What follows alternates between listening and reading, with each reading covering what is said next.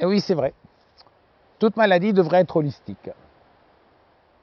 La médecine holistique est une médecine qui prend en compte la totalité du corps humain, autant physique, psychique et spirituel. La totalité de la personne dans sa globalité biologique, humaine et spirituelle va nous offrir de ne rien louper, de ne rien rater de ce qu'a vécu la personne. L'organisme humain est une véritable merveille. Je me tue à le répéter dans plein de vidéos. Tous les organes sont constamment reliés les uns aux autres. Ils fonctionnent en symbiose totale et totalement parfaite.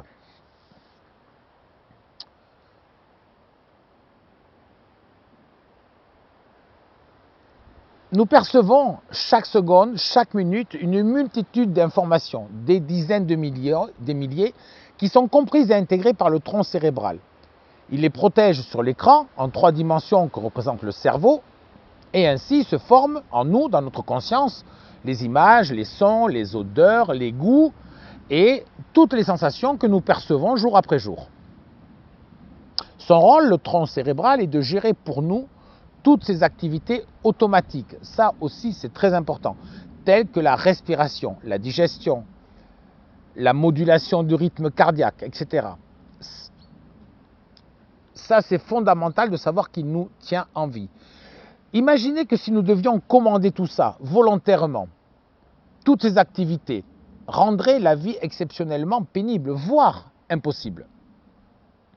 Car fort heureusement, à chaque minute de notre vie, nous devrions faire circuler notre sang. Allez, je fais circuler mon sang, je fais battre mon cœur, il va falloir que je fasse contracter et relâcher mon diaphragme pour que mes poumons relâchent l'air et se remplissent et se vident.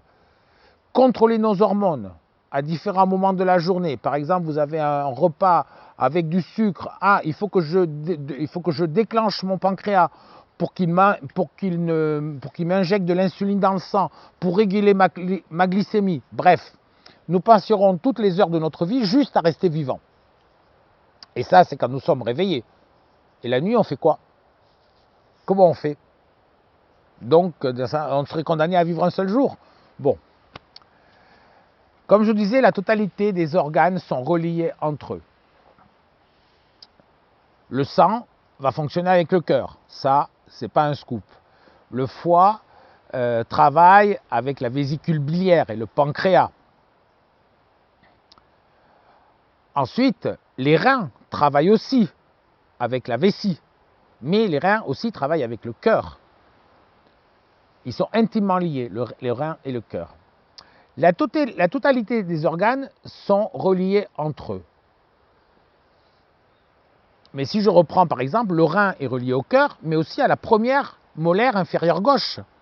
La vessie, elle est liée au gros intestin et à la canine inférieure gauche également. Vous voyez à quel point c'est complexe, à quel point c'est une véritable extraordinaire entreprise. Il va ainsi de tous les programmes et tout cet ensemble fonctionne de concert, en même temps. Imaginez un orchestre symphonique, vous enlevez le premier violon. Le premier violon. La symphonie va se jouer beaucoup moins bien, on n'aura pas le meneur, la mélodie, voyez.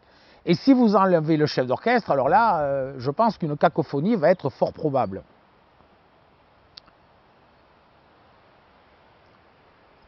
Prenons le cas, par exemple, des problèmes au niveau des gros intestins ou de l'intestin grêle. Une démarche holistique, c'est-à-dire de prendre tout le corps, consisterait aussi à s'intéresser à la 12e vertèbre dorsale et à la première lombaire, parce qu'ils sont intimement liés. Ou si vous avez mal au dos, à la 12e vertèbre dorsale et à la première lombaire, s'intéresser aussi à ce qui se passe au niveau des intestins. Parce que tout ça est lié, encore une fois. Par ces exemples,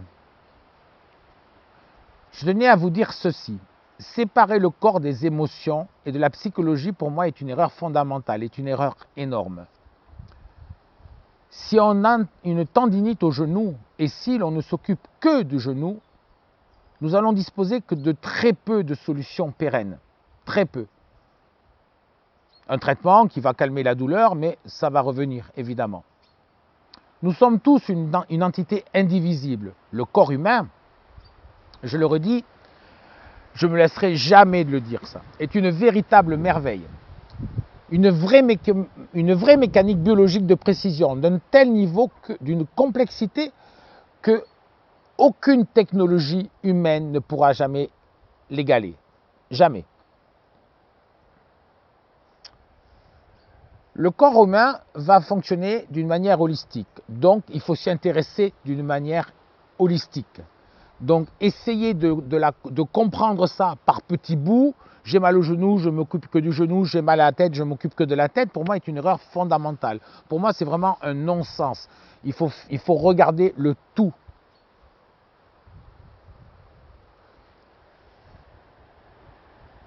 Je vais reprendre le mot merveille.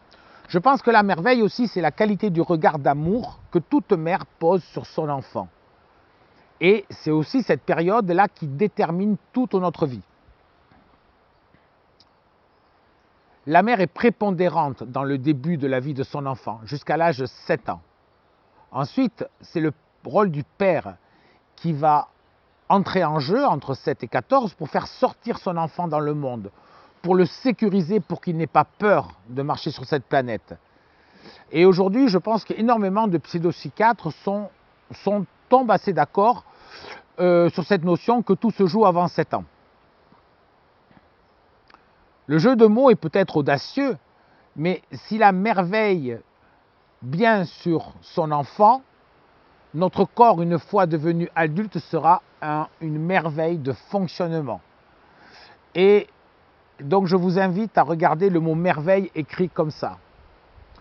Et quand je pense qu'il y a certaines personnes sur la planète en ce moment qui veulent augmenter le corps humain, il y a certaines personnes qui veulent augmenter la perfection ultime que nous sommes. Non mais sans blague.